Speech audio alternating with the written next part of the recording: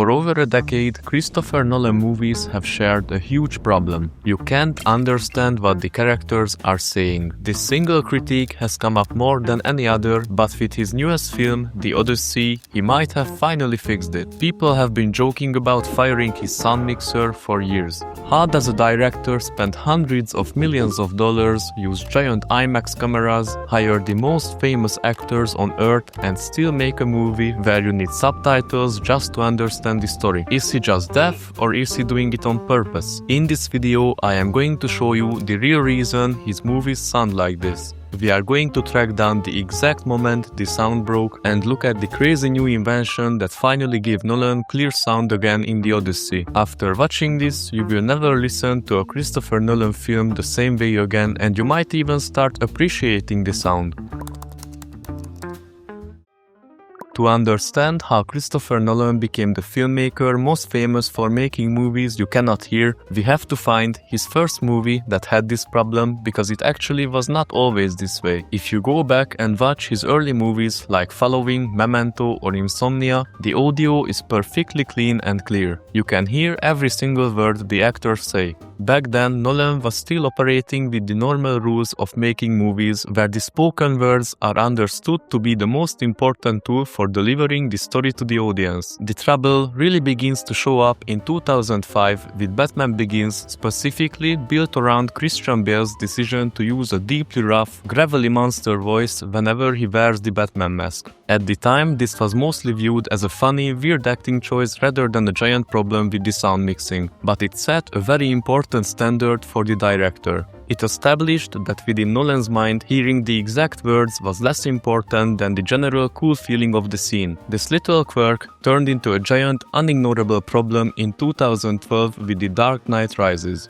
In this movie, Tom Hardy plays the main bad guy, Bane. The character design required Hardy to wear a heavy, mechanical metal apparatus that completely covered his mouth, acting as a thick physical wall between his lips and the microphone on set. Months before the movie actually came out, the studio screened a 6-minute preview of the film in IMAX theaters to build hype. The audio in that preview was so incredibly muffled and confusing that the people who owned the movie theaters actually wrote a formal, physical letter to the studio expressing real panic that paying audiences were going to demand their money back because they could not understand a single word the main villain was saying. The studio forced Nolan to go back into the editing room and turn Bane's volume up, but the final movie was still largely a mess to listen to. Tom Hardy later explained in interviews that he based the voice on a man he saw in an old documentary and that his goal was to create a voice from nowhere. He definitely succeeded because the dialogue seemed to exist entirely outside the physical space of the movie, floating over the scenes like a ghost talking into a tin can. While lines like "When Gotham is ashes, you have my permission to die" became famous pop culture jokes, they mostly became famous because the extremely weird, isolated sound of the voice was so strange to listen to. This was the exact moment the internet started paying close attention to Nolan's audio, shifting the conversation from a minor annoyance to a defining feature of his brand. The reality of this situation is tied directly to the physical tools Nolan chose to use, which is a much more interesting conversation than just assuming the director does not care about his audience. Christopher Nolan loves to shoot his movies on IMAX film. A standard IMAX camera is a massive, incredibly heavy piece of industrial machinery that pulls a giant strip of film horizontally through its gears at a rate of roughly 5.5 feet every single second. The physical act of moving that much heavy plastic film at that kind of speed requires an intense vacuum pump to hold the film flat, and all of those moving parts create a huge amount of mechanical noise. The man who usually runs the camera for Nolan, a cinematographer named Hoyt van Hoytema, famously compared the sound of a running IMAX camera to the noise of a broken lawnmower. Historically, in the movie business, this meant that IMAX cameras were only used for giant spectacles. You used them for wide shots of mountains or massive action sequences where the screaming roar of the camera could easily be hidden later by the sound of explosions and loud music. If two characters needed to sit in a quiet room and have an emotional conversation, the camera crew would simply switch to a smaller, much quieter camera. But of course, Christopher Nolan hates doing that. When you switch from a giant IMAX camera to a smaller camera right in the middle of a scene, the shape of the picture on the screen suddenly changes. The black bars on the top and the bottom of the movie shift around and the picture gets a little less sharp. Nolan believes this sudden change is ugly and that it distracts the audience and pulls them out of the magic of the story. And so he insists on using the giant screaming lawnmower camera even when actors are trying to whisper secrets to each other from 3 feet away. When a normal Hollywood movie has its sound ruined on set by a loud camera, a windstorm, or an airplane flying overhead, they use a very standard trick to fix it. It is called automated dialogue replacement, which people in the industry just call ADR. The process of ADR is pretty simple but very tedious. Months after they finish filming the movie, the actor goes into a small, dark, completely quiet recording booth in a studio. They put on a pair of headphones, stand in front of a microphone, and watch the ruined scene on a television screen over and over again. Their job is to speak their lines out loud, trying to match the exact timing of their lips moving on the screen, while also trying to recreate the exact emotion they were feeling on the day they originally filmed it. Most giant blockbuster movies use a huge amount of ADR to make sure the story is perfectly clear. Christopher Nolan, on the other hand, absolutely hates it. He holds a deep, stubborn belief that ADR always feels fake and lifeless. And if we are being fair to him, he is right about that. When an actor films a scene on a rainy beach, they are cold, they are tired, they are yelling over the wind, and they are feeding off the energy of the other actors around them. When they try to recreate that same yelling voice 6 months later while wearing comfortable clothes in a warm, perfectly quiet room in Los Angeles, the voice never perfectly matches the environment on screen. Even the best ADR in the world has a slightly weird, disconnected feeling to it. Because Nolan refuses to use ADR, his sound team is forced to use the real sound they recorded on set. They have to run that sound through expensive computer programs that try to digitally erase the loud grinding noise of the IMAX camera while leaving the actor's voice behind. If you listen to this cleaned up sound in a multi-million-dollar mixing studio, it actually sounds okay. But once that sound leaves the studio, it runs straight into a brick wall.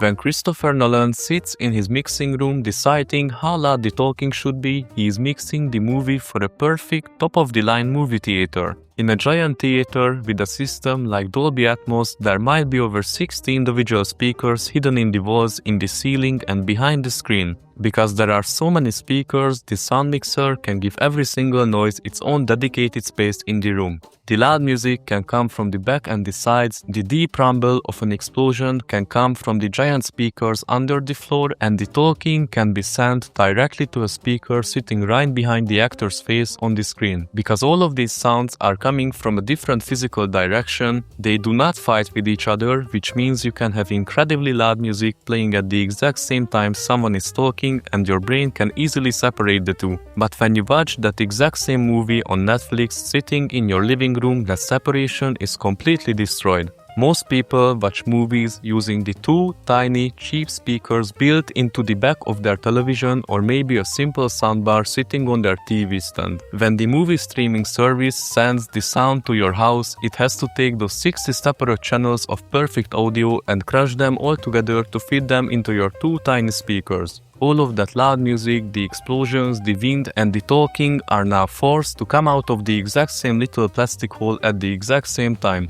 Because Nolan refuses to make the talking louder than the music, the voices got completely buried under the noise of everything else. The digital tools his team used to erase the camera noise also make the voices sound a little thin and muddy, making them even harder for your TV speakers to handle. As a quick side note, there is actually a way to fix this yourself. If you go into the audio settings menu on your television, you can usually find an option called Center Channel Boost or Dialogue Enhancement. Because movie mixers almost always put the talking into the center channel, turning this setting up will force your TV to prioritize the voices over the explosions. It will not fix everything, but it makes watching a modern movie much less annoying. While the giant cameras and the crushed TV speakers are huge parts of the problem, there is a third, equally massive reason why Nolan's movies are so hard to hear, and his name is Hans Zimmer. Hans Zimmer is a legendary music composer who worked on 9 of Christopher Nolan's movies, starting with Batman Begins and ending with the war movie Dunkirk. Zimmer has a very specific, overwhelming style of making music that actively makes the dialogue problem much worse. Instead of writing traditional songs that stop and start when important things happen, Zimmer likes to build what people in the movie business call an aural carpet. He creates a thick, heavy layer of humming, pulsing music that never actually stops playing. It sits underneath the entire movie, creating a constant feeling of stress or sadness that the actors have to work on top of. When they were working on Interstellar, Nolan told Zimmer that he did not want the audience to have time to stop and think about the science. He wanted the music to bypass the thinking part of the brain entirely and go straight into the feeling part of the brain. To do this, Zimmer went to a famous church in London and recorded their giant pipe organ. A pipe organ of that size can play notes so low that human ears cannot actually hear them as sound. Instead, you just feel the notes as a heavy physical vibration pushing against your chest. It is an incredible way to make the audience feel the terrifying empty size of the outer space. But this creates a terrible math problem for the movie. While your chest is being physically shaken by giant church music, the main character is on screen trying to explain the very complicated rules of how time moves differently near a black hole. When you put physical, shaking music right next to a quiet, whispering voice, the music is always going to win. You can have a loud, emotional music experience, or you can have clear storytelling where the audience understands the rules of the world. Doing both of them perfectly at the same time is simply not possible. And for over a decade, Christopher Nolan and Hans Zimmer consistently chose the loud, emotional music and let the talking drown in the background. If The Dark Knight Rises started the joke and Interstellar made people a little annoyed, the 2020 spy movie Tenet was the moment the entire system collapsed and people got genuinely angry. Tenet is a fascinating movie because it feels like it is actively trying to stop you from understanding it. The movie is about secret agents who use a machine to make themselves move backwards through time. It is a very complicated idea that requires a lot of explaining, but the main character spends the entire movie trying to explain these rules while wearing thick oxygen masks, riding in loud moving boats, sitting in noisy airplanes, or standing in the middle of giant battles where buildings are exploding both forward and backward at the exact same time. To make things even harder, the music for this movie was written by Ludwig Göransson, who designed the songs to sound like they were playing forward and backward at the same time. This created an incredibly dense, noisy wall of sound that fought for the exact same space in your ears as the human voices. The sad truth about Tenet is that the story actually does make sense. The movie contains all the spoken clues you need to understand how the backward time travel works. The problem is that the audience was physically prevented from hearing those clues because the sound mixing treated the talking like it was just another sound effect instead of the most important piece of information in the room. Writers and critics who got frustrated and watched the movie a second time at home with the subtitles turned on frequently wrote articles saying the movie was suddenly amazing. Once they could read the words they were supposed to be hearing, the confusion vanished. This proved that the problem with Tenet was not bad writing, it was just a terrible delivery system. It was a massive, expensive action movie that forced you to read the bottom of the screen just to know what was going on, which forced everyone to ask if this was a smart artistic choice or just a stubborn mistake. What makes this entire situation so uniquely funny is that Christopher Nolan is highly aware that people cannot hear his movies, and he views it not as a mistake but as a bold artistic choice that audiences are simply too lazy to appreciate. In a book written about him in 2020 called The Nolan Variations, the director openly talked about the backlash to the sound of Interstellar. He admitted that other famous movie directors actually called him on the phone to complain that they could not hear what the characters were saying. His response to this criticism is incredibly telling. He said he was genuinely shocked at how conservative audiences and other directors are when it comes to sound. He argued that audiences will happily accept a movie that looks completely crazy or even a movie shot on a cheap cell phone, but the moment a director tries to play with the rules of how a movie sounds, everyone gets angry. He described his approach to sound as impressionistic. This means his goal is not to give you the literal facts of the story through words, but to force you to feel the overwhelming, confusing emotions that the characters are feeling in that exact moment. This is a completely fair and interesting way to make art. But it is also an incredibly frustrating philosophy to force onto a normal audience who just paid $15 to understand the plot of a dense, rule-heavy science fiction thriller. When you decide that the emotional feeling of the room is more important than letting people hear the plot, you are breaking the unspoken promise of going to the movies, which says that the audience should be allowed to know what the characters are saying to one another.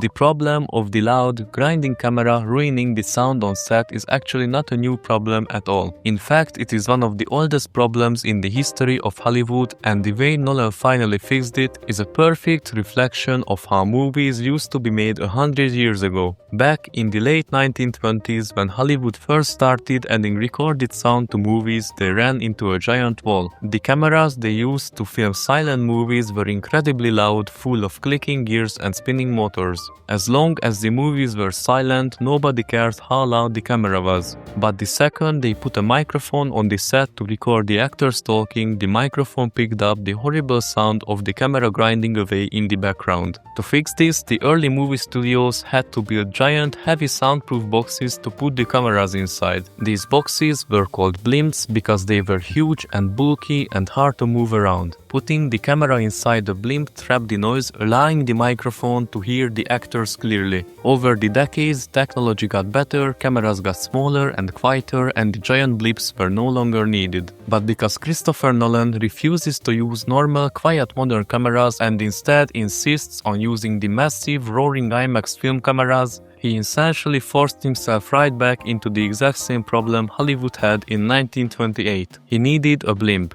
But nobody had ever built a blimp for an IMAX camera because nobody in their right mind had ever tried to use an IMAX camera to film a quiet whispering scene in a small room before. This brings us to the Odyssey in 2026 and the reason why this 10-year headache is finally starting to clear up. Working together with the engineers at the IMAX company, Nolan's camera team spent years designing and building a custom modern blimp. They built a heavy sound-dampening shell that perfectly wraps around the giant IMAX camera to absorb the mechanical noise of the spinning film. The camera operator said that putting the blimp on the camera turned the horrible sound of the broken lawnmower into the gentle, quiet humming of a well-oiled sewing machine. To prove that it worked, the camera team ran a test before they started filming the Odyssey. They put a little kid in front of the giant camera and asked him to quietly whisper the words to an old David Bowie song. When they played the video back for Nolan, the sound of the kid's voice was perfectly clean. The camera noise was gone. This simple metal box changed everything about what Nolan is allowed to do. For the first time in the history of the format, a director can film a quiet, intimate, highly emotional conversation